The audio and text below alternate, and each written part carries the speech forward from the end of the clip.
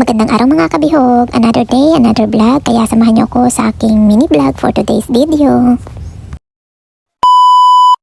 As usual mga kabihog, ayan, hintay-hintay muna tayo ng bus kasi medyo napaga ang aking pagdating dyan. At yun nga, hinintay ko yung bus 17 na siyang dadaan dun sa aking trabaho sa lugar, dun sa Tubli. At yun nga mga kabihog, since wala naman masyadong pasahero, ay medyo maluwag ang bus ngayong araw na to at medyo maganda at hindi nga nagkakasiksikan. Minsan kasi pag puno ay standing position na rin kasi marami rin naman talaga ang trabador at talaga nagko-commute. Isa pa ay makakatipid ka naman talaga. Kesa tumawag ka ng transport, naku mga kabihog, talaga naman 3B din pumapatak, magkano na rin yun sa convert sa atin sa Pinas. At yun nga mga kabihog, pagkatapos ng isang araw na trabaho ay at meron na tayong kasalapian. Ito nga mga kabihog ay itrinit ko naman yung sarili ko. Siyempre nakadaan ako dito sa isang bakery na may restaurant sila. Kumbaga yun, medyo sikat naman yan siya dito. At trinay ko kasi meron daw silang promo. Eh sabi niya ngayong taglamig ay promo daw nila. Tikman ko daw yung sisig nila. Kaya yun, since ako lang naman yung kanilang customer dito, kaya ayan, nag-enjoy naman akong kabibidyo habang hinihintay ko yung aking pagkain. At yun nga mga kabihog, nung dumating yung pagkain ay sulit naman, talaga namang masarap pala talaga. At saka nakakabusog kasi kung tutusin, malaki yung bowl na kanilang serving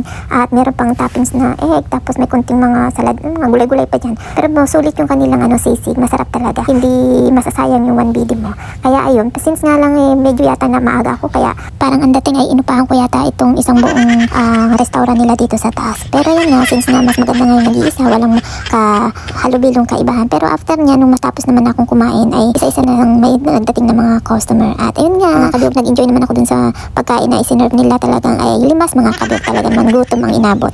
Walang sinayang na sandali mga kabiyog, talagang 3 hampas ng dila ay lumod agad na madali-dali nating maubos ang pagkain.